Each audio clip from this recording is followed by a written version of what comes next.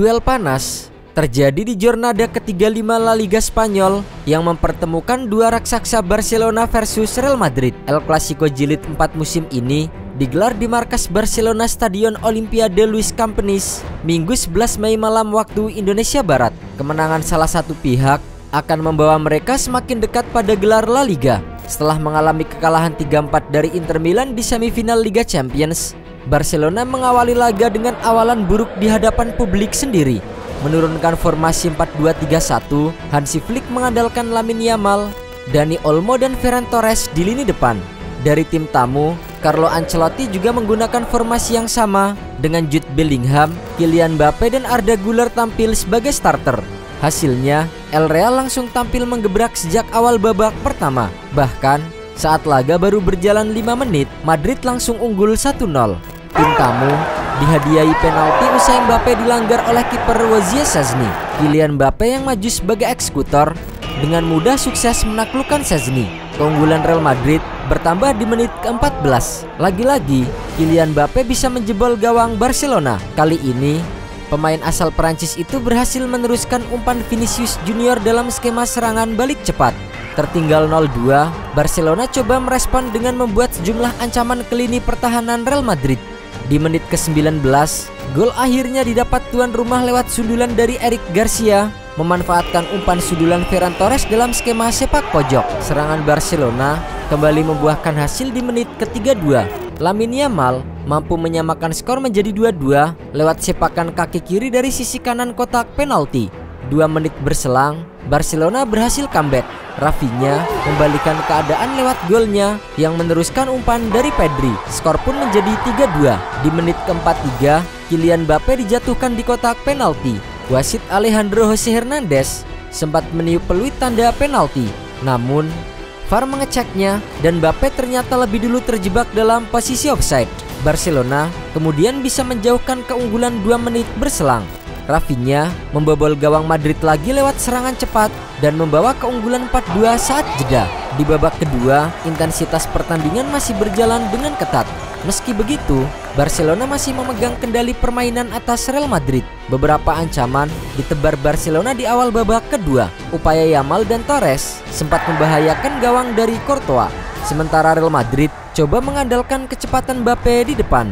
Beberapa kali penyerang asal Prancis itu coba merangsak ke kotak penalti, namun selalu saja bisa diredam oleh Barcelona. Di menit ke-56, sebuah tendangan dari samping coba dilepaskan oleh Kylian Mbappe. Bolanya masih melenceng tipis dari gawang Barcelona. Di menit ke-70, Madrid bisa memperkecil ketertinggalannya. Kylian Mbappe membuat gol ketiganya setelah kembali memanfaatkan umpan dari Vinicius Junior. Skor berubah menjadi 4-3, namun Madrid masih tertinggal. Barcelona coba merespon gol itu dengan sejumlah peluang.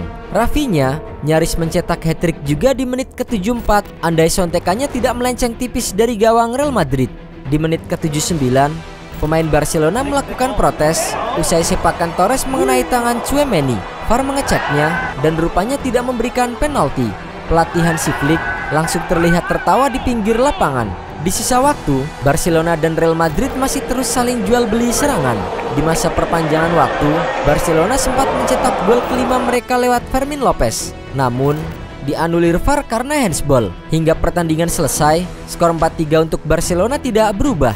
Ini menjadi kemenangan keempat secara beruntun bagi Barcelona atas tim ibu kota Spanyol tersebut dalam duel bertajuk El Clasico. Secara agregat, Barcelona pimpinan Hansi Flick unggul 16-7 atas El Real dari total 4 pertemuan yang terjadi. Tak hanya itu saja, kemenangan di Stadion Olimpiade Luis Companys membuat Barcelona kian kokoh di puncak klasemen sementara Liga Spanyol. Kini mereka mengumpulkan 82 poin dari 35 pertandingan. Secara matematis, Barcelona hanya membutuhkan 3 poin lagi, di mana koleksi 85 poin akan membuat mereka mengunci gelar La Liga. Itu karena Real Madrid maksimal mengumpulkan 84 poin jika menyapu bersih 3 laga sisa. Pesta juara Barcelona bisa dilakukan saat mereka menghadapi Espanyol pada laga derby Catalunya alias pada jornada ke-36 di Stadion RCDI pada Jumat 16 Mei dini hari waktu Indonesia Barat. Kemenangan atas rival sekota pada tengah pekan mendatang bakal membuat Barcelona merengkuh trofi Liga Spanyol ke-28 sepanjang sejarah keikutsertaan mereka di kompetisi negeri Matador. Sementara itu, Real Madrid porak-poranda di musim 2024-2025 setelah gagal menjuarai Copa del Rey dan gagal mempertahankan gelar Liga Champions. Kini El Real juga akan kehilangan gelar La Liga Spanyol. Padahal, Kylian Mbappe tampil gacor di El Clasico dengan mencetak hat-trick. Namun, Jude Bellingham menghilang dalam salah satu El Clasico paling chaos. Pemain timnas Inggris itu jarang menyentuh bola di babak pertama dan menghabiskan sebagian laga dengan menolak untuk bertahan. Performanya pun menurun drastis. Skor akhir mungkin tampak tipis, tapi pasukan Carlo Ancelotti sebenarnya tidak pernah benar-benar punya peluang sekalipun Mbappe tampil gacor. Mereka kalah segala-galanya, kalah penguasaan bola, kalah taktik, dan kalah semangat juang dari Barcelona yang tampil luar biasa dan membuktikan mengapa mereka lebih pantas memenangkan La Liga. Semuanya nampak berjalan dengan cemerlang untuk Madrid di awal pertandingan. Seusai pertandingan, Carlo Ancelotti angkat bicara soal kekalahan timnya. Juru taktik asal Italia itu menilai Real Madrid takluk karena bermain tanpa 5 pemain penting di lini belakang akibat cedera. Mereka adalah David Alaba, Antonio Rudiger, dan Eder Militao yang merupakan bek tengah, serta Dani Carvajal dan Ferland Mendy sebagai bek sayap. Situasi tersebut membuat Real Madrid hanya menyisakan Raul Asensio sebagai bek tengah murni. Asensio dipasangkan dengan Aurelien Tchouaméni yang memiliki posisi natural sebagai gelandang bertahan di jantung pertahanan Real Madrid. Hasilnya, duet keduanya terbilang mengecewakan, terutama Tchouaméni yang beberapa kali melakukan kesalahan. Kami bermain buruk dalam bertahan.